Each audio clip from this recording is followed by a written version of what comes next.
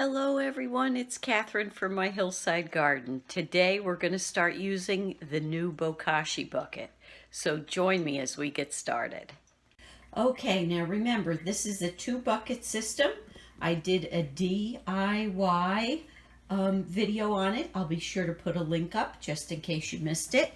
But it's 2 Tidy Cat litter buckets. There's the one. There's no holes in that bucket. And we have holes in the bottom of this one. One of the things that, well, actually 2 things I really liked about doing that DIY was that the one container fit into the other one with no problem, and that this lid is a nice tight-fitting lid. I got them from my cousin. They have cats. We don't have any cats. And they use them to keep their bird seed in, and I believe corn for the deer. So that's why I thought it might work for a Bokashi bucket. Let's get the rest of it done. Okay, we've got quite a bit going on with the food that we collected, so let's get the lid open.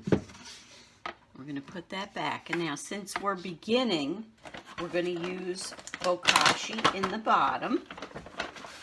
So now remember, Bokashi has been inoculated with EM1, which is a microorganism, I believe. Gonna have to look that up because I can't remember at the moment. That helps to ferment the food. So we found an old pepper. There's a couple of old strawberries. Another old pepper was in the back of the fridge. I'm afraid of that one. And we have a mix of things from the freezer that we've been collecting, because you know I collect for the worms as well as for composting and for the Bokashi bucket. Sorry for the added noise. That's actually coffee being made in the coffee pot. All right, now that's quite a bit in there. I'm going to take you around to show you.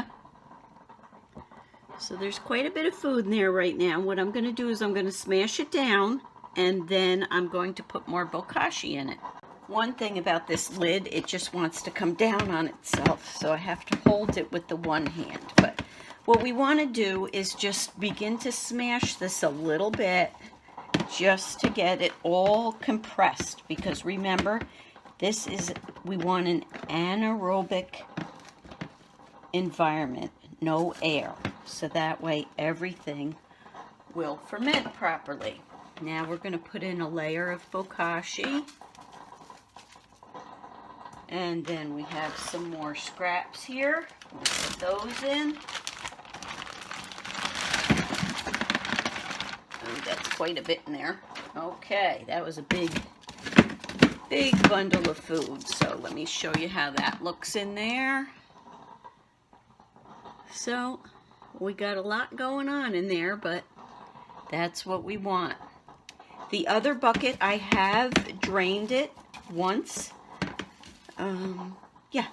Once since the last update, and I managed to fill 3 of those little cups up again and put them in all of the drains in the house.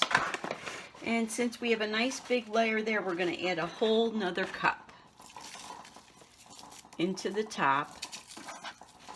And then what I'm going to do, as I have in the past, I forgot to get a piece of paper ready, I'm going to use some scrap brown paper to put across the top, and I'll smash it down one more time.